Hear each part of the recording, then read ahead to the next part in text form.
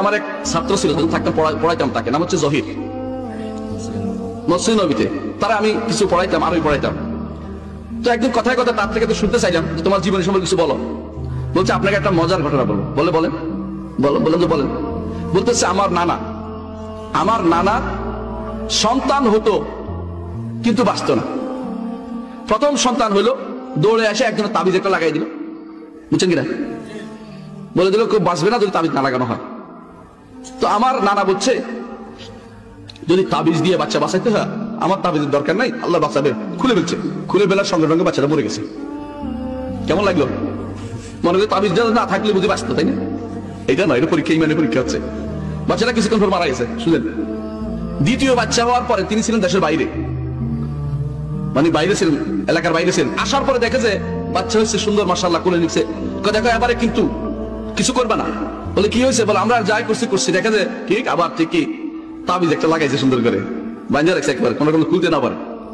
তো উনি বলতেছে যদি তাবিজ দিয়েই বাঁচাতে আমার এই বাচ্চার দরকার নেই, আল্লাহর উপরে ভরসা আছে। তাবিজ খুলে ফেলছে, 2-3 দিনের মধ্যে বাচ্চা মরে গেছে। এইভাবে একে একে 7টা সন্তান তার মারা গেছে। সে বলছে আমি তাবিজ লাগাবোই না, তাতে আল্লাহর ভরসা করছি আমি। 8ম সন্তান হচ্ছে আমার মা, জহি বলতেছে। সে আসছে, আমার নানা বলছে কোনো তাবিজ লাগানো হবে না, কেউ লাগাবে না, আল্লাহ নিয়ে যাবে। আল্লাহ সন্তান দিয়েছে, তিনি নিয়ে যাবেন, আমার কি? আল্লাহর কাছে আমি জমা রাখছি, তাবিজ দিব না। কারণ তাবিজ আমার কোনো উপকারী কিছু, এইটা দিয়ে উপকার হবে না, এই উপকার আমি নিব না। তোমরা ওই সমস্ত জিনিস দিয়ে আমার সন্তানদের বাঁচানোর চেষ্টা করো না। কবিরাজ নিয়ে আসতে কিছু একটা বলছে তাবিজও লাগে না, কিছু লাগে না, আমার মা বাঁচছে, আমার মায়ের ঘরের সন্তান আমরা দুনিয়া ভর্তি হয়ে গেছে, আলহামদুলিল্লাহ। অনেক মানুষ আছে। তিনি বুঝিয়ে দিলেন যে আল্লাহর উপর ভরসা ছাড়া বান্দার কোনো উপকার নাই। উপকার পাইলেও নিতে পারবে না, উপকার পাইলেও নেওয়া যায় না। আল্লাহ যদি অনুমোদন না করে উপকার চাইলে আপনি নিতে পারবেন না। আচ্ছা, সুদ খাইলে উপকার আছে না? অনেক টাকা হয় না? ঘুষ খাইলে অনেক টাকা হয় না? হয় না? কত কিছু হয়ে যাচ্ছে না? কিন্তু আপনি কি এটা কি শরীয়ত অনুমোদন করেছে নেওয়ার জন্য? না। তাই বলে এই জন্য বলছি শিরিক হলে উপকার হয়, তা শিরিক করা যাবে না। উপকার পাইলে নিতে হয় না, উপকার পাইলে নিতে হয় না। কিছু মানুষ আছে বলে আমি ওখানে মানত করেছিলাম, সঙ্গে সঙ্গে উপকার পেয়ে গেছি। উপকার পাইলে নিতে পারবেন না। ওই সময় এটা এমনি হওয়ার ছিল, আপনার মুখ দিয়ে শয়তানটা বের করে দিয়ে বিপদে ফেলেছে।